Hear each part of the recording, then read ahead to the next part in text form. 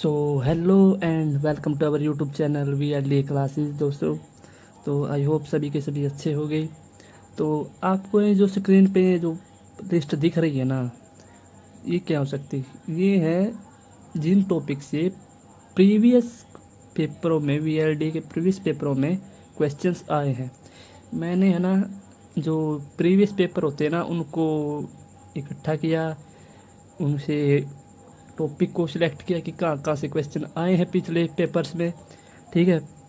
और बहुत लोगों के कमेंट भी आते थे कि कंप्लीट सिलेबस बताओ। देखो, कंप्लीट सिलेबस पता नहीं लग सकता। अब मैं बता दूँ यहाँ पे 10 टॉपिक बता दूंगा मैं आपको, लेकिन 10 टॉपिक में क्या पता उनमें से 3 टॉपिक्स में से क्वेश्चन आए, ठीक है, बाकी कोई अलग टॉपिक ऐड हो जाए, तो ये नहीं हो सकता। लेकिन हाँ, जो ऑन एन एवरेज है ना जहाँ से क्वेश्चन आते हैं, तो वो मैंने यहाँ पे ऐड किए हैं, ठीक है। तो देखिए, सबसे पहला टॉपिक है कार्बन। कार्बन तो बहुत इम्पोर्टेंट है, यहाँ से केमिस्ट्री के लिए आपको पता ही होगा। सबसे पहले तो केमिस्ट्री में कार्बन ही आता है, तो कार्बन आपको अच्छे से करना है, एलोट्रोप वगैरह इसकी सब कुछ अच्छे से करना है। और रिएक्शंस, कौन सी रिएक्शंस? लाइक डिस्प्लेसमेंट, इलेक्ट्रोलिसिस और रिडक्शन, रेडॉक्स रिएक्शन, ये सब, ठीक है, अच्छे से याद रखनी है आपको कौन सी रिएक्शन के में क्या होता है। और होता है green house effect, acid base salt, ये जो चैप्टर है ना 10th क्लास का शायद, ये एसिड बेस एंड सोल्ट, हाँ 10th का ये। तो यहाँ से क्वेश्चन आते हैं। और अगला कौन सा है? प्रोसेस। कौन सी ये जो रिएक्शंस के साथ है ना प्रोसेस रखी होती है ना, जैसे कि कॉन्टैक्ट प्रोसेस है, हेबर्स प्रोसेस, इनको याद रखना है कि इनमें क्या होता है। आपको एक रिएक्शन लिख देंगे और पूछेंगे कि ये कौन सी प्रोसेस है, ठीक है। तो ये पीरियोडिक टेबल, पीरियोडिक टेबल में एटॉमिक नंबर हो गया, किस एलिमेंट का पे आता है, ठीक है। और ये बेस होता है, बेस ये होता है ना, जैसे कि इसके साइड बेसिक होते हैं, एसिडिक होते हैं, ये सब ऐसा कुछ, ठीक है, आता है क्वेश्चन। अगला है एटॉमिक नंबर। एटॉमिक नंबर कौन सा होता है? अरे कौन सा होता है, क्या एटॉमिक नंबर से क्वेश्चन आते हैं, ठीक है। यहाँ पे थोड़ा गर्मी हो रही है, इसलिए मैं कुछ भी बोले जा रहा हूँ, जल्दी से मैं निपटाने की सोच रहा हूँ वीडियो, ठीक है। एटॉमिक नंबर, मास, डेंसिटी, वेपर डेंसिटी, ये सब यहाँ से क्वेश्चन आए, ठीक है।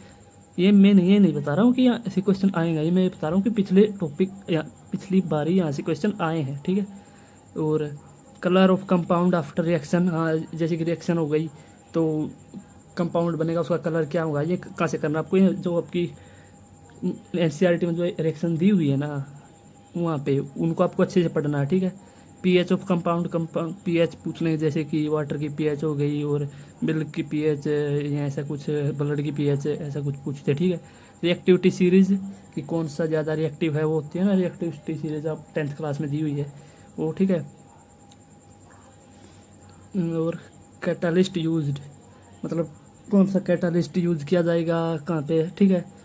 और एलोय, कौन किस दो मेटल को मिलाकर ये बनता है, जैसे कि एलोय तो आपको पता ही होगा, जैसे होते बहुत एलोय होते हैं वो, ठीक है।